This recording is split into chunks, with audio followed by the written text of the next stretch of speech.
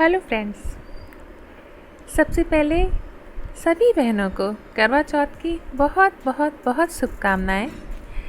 करवा चौथ का व्रत आ रहा है और सभी बहनें इस समय बाज़ार में शॉपिंग करती नज़र आएंगी। जी हाँ, क्योंकि सभी को आखिर 16 श्रृंगार का सामान जो लेना है।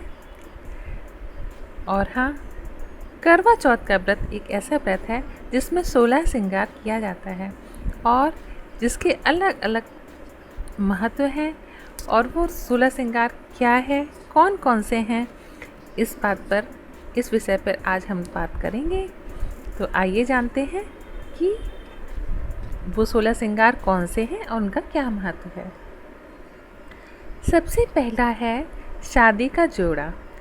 जी हाँ, लाल रंग का शादी का जोड़ा जो कि प्रेम का प्रतीक होता है।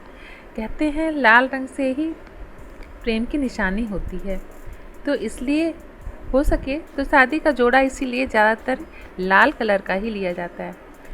आप वो लाल रंग का जोड़ा पहने, और अगर वो ना हो तो आप लाल रंग की साड़ी वगैरह भी कोई पहन सकती हैं या चुनरी पहन सकती हैं। दूसरा है गजरा। जी हाँ, बालों का गजरा, ये बालों में सजाया जाता है। मान्यता है कि इससे ये दूसरों को अपनी ओर आकर्षित करने के लिए इसकी खुशबू इतनी प्यारी होती है कि ये आकर्षित करने के लिए लगाया जाता है। और हर सुहागन स्त्री अपने पति को आकर्षित करना चाहती है और अर्घ करने के लिए ये गजरे का प्रयोग करती है। महाराष्ट्र साइड में तो इसका बहुत ही ज़्यादा प्रचलन है, उधर तो हर लेडी गजरा लगाती है। जी हाँ, तीसरा है बिंदी। दो भौं के बीच में लगाई जाती है ये, और इस सुहाग के श्रृंगार से आपके चेहरे की सौंदर्य में 4 चांद लग जाते हैं। जी हाँ, आप कितना भी श्रृंगार कर लें, अगर आपने बिंदी नहीं लगाई तो आपका श्रृंगार अधूरा है, वो चेहरे पे सूनापन लगेगा। एक बिंदी लगाने से आपका चेहरा अलग ही निखार में आ जाएगा। वो आजकल की जो न्यू जनरेशन है वो बहुत सी बिंदियाँ नहीं लगाना चाहती, लेकिन फिर भी पूजा पाठ के समय आपको बिंदी ज़रूर लगानी है। वो आपकी इच्छा पर निर्भर है कि आप बिंदी छोटी लगाएं या बड़ी। चौथा है सिंदूर। सिंदूर एक सुहागन स्त्री का सबसे ही ज़रूरी और बहुत ही ज़रूरी है। ये हर स्त्री को सिंदूर ज़रूर लगाना चाहिए और पूजा पाठ के समय तो ज़रूर ही लगाना चाहिए। लाल रंग का सिंदूर पूजा में चढ़ाते हैं और माता रानी से, माता पार्वती से उससे सुहाग लेते हैं, तो इससे एक सुहागन स्त्री की सौंदर्य में 4 चांद लग जाते हैं। पांचवा है काजल। काजल लगाने से आँखों की खूबसूरती में सुंदरता बढ़ जाती है, और ये मान्यता है कि ये काजल नज़र से भी बचाता है। छठवां है मेहंदी।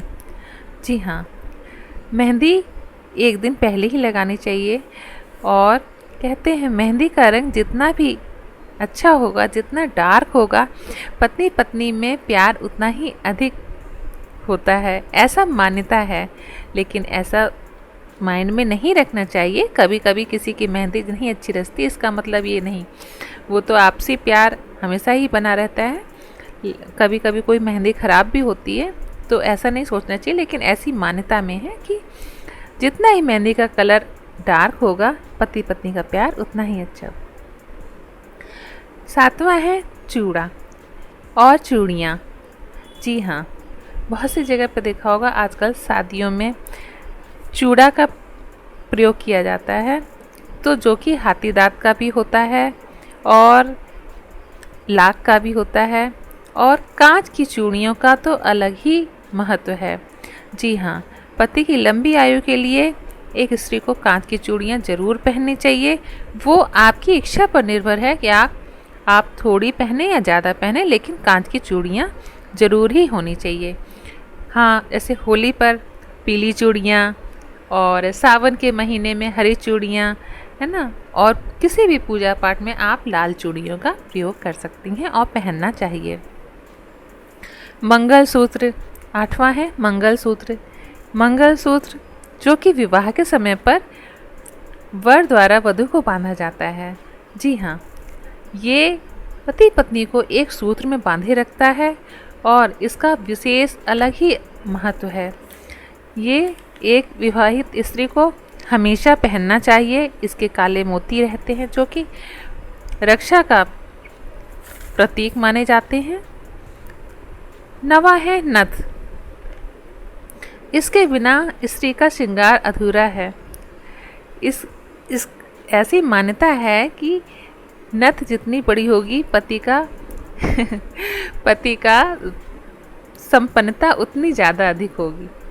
पहले ज़माने में ऐसी मान्यता थी कि जितनी बड़ी नथ होगी पति की संपन्नता उतनी अधिक होती है, ऐसा मानना था। आजकल क्या हो गया है, आजकल तो लड़कियां बहुत छोटी छोटी जो लॉन्ग होती है, लॉन्ग की डिज़ाइन की नथ भी पहनती हैं। तो और बहुत सी लड़कियां तो नाक ही नहीं छिदाती हैं, लेकिन नाक छिदानी चाहिए। लेकिन जिन्होंने नाक नहीं छिदवाई है वो भी करवा चौथ के पूजन के समय एक दबाने वाली नथ आती है, उसे ज़रूर पहननी चाहिए, क्योंकि वो एक श्रृंगार बहुत ही आवश्यक और ज़रूरी होता है। 10वां होता है कमरबंद और बाजूबंद। जी हाँ, अब तो बाजूबंद का प्रचलन थोड़ा कम हो गया है, लेकिन पहले ज़माने में बाजूबंद होता था जो कि स्त्रियाँ अपने हाथ में बांधती थीं, और कमरबंद कमर पे बांधा जाता था। ये चांदी के होते थे और बहुत शुभ माने जाते थे। चांदी के कमरबंद में एक गुच्छा भी लटकाया जाता था जो कि कहते थे कि उसमें चाबियों का गुच्छा होता था। उसके बाद है मांग टीका। जी हाँ, मांग टीका शादी के वक्त मांग में लगाया जाता है, मांग के बीचों बीच में लगाया जाता है और सिंदूर के साथ मिलकर उसकी रौनक और भी ज़्यादा बढ़ जाती है। ऐसा मानता है कि घर की बहू सीधे रास्ते पर चले, इसलिए वो सीधी मांग में लगाया जाता है और इसकी अलग ही मान्यता है। ये भी मानता है कि सास अपनी बड़ी बहू को ये खानदानी मांग टीका देती थी, जिस तरीके से ये खानदानी जेवर उनके खानदान में इस तरीके से आगे बढ़ता रहता था। अंगूठी, 13वां है अंगूठी। हाँ जी, पति पत्नी के प्रेम का ये बहुत ही ज़्यादा प्रतीक है। आपने देखा होगा कि विवाह के पूर्व एंगेजमेंट रस्म होती है जो कि बहुत ही ज़रूरी होती है। हर विवाह से पूर्व एंगेजमेंट रस्म ज़रूर होती है, क्योंकि ऐसा माना जाता है कि ये पति पत्नी जो आपस में एक दूसरे को रिंग पहनाते हैं तो उनसे उनका प्यार बढ़ता है और एक दूसरे के प्रति लगाव उत्पन्न होता है। इसलिए एंगेजमेंट की रिंग को हमेशा अपनी उंगली में पहने रखें। 14वां है पायल।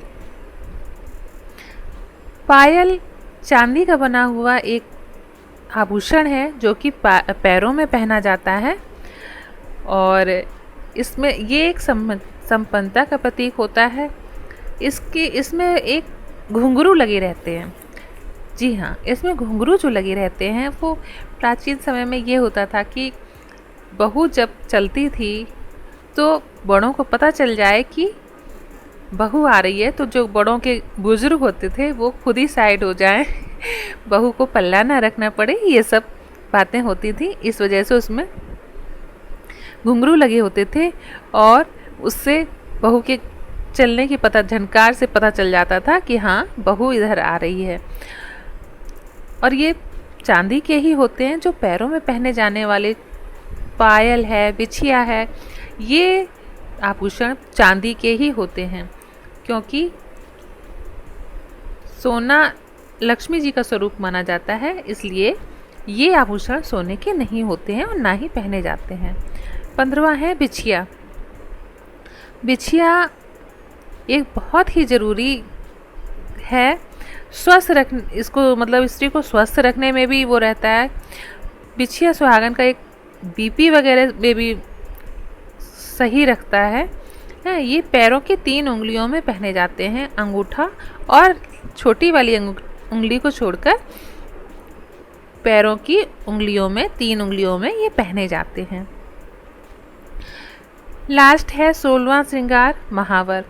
जी हाँ, महावर ये बहुत ही ज़्यादा शुभ है, शुभ श्रृंगार है और ये हर सुहागन स्त्री को हर पूजा पाठ में, हर त्योहार पे इसे लगाना चाहिए और करवा चौथ के व्रत में तो ज़रूर ही लगाना चाहिए। इसके बिना श्रृंगार अधूरा है। अगर आप पूरा नहीं पूरा वैसे पूरे पैरों में भरकर ही इसे लगाना चाहिए। तो हमें उम्मीद है कि आपको ये वीडियो पसंद आया होगा। अगर आपको ये वीडियो पसंद आया हो तो सब्सक्राइब कीजिए और लाइक कीजिए और हो सके तो कमेंट कीजिए। अगर कोई चीज़ छूट गई हो तो आप प्लीज़ कमेंट करके बताइए। Thank you so much.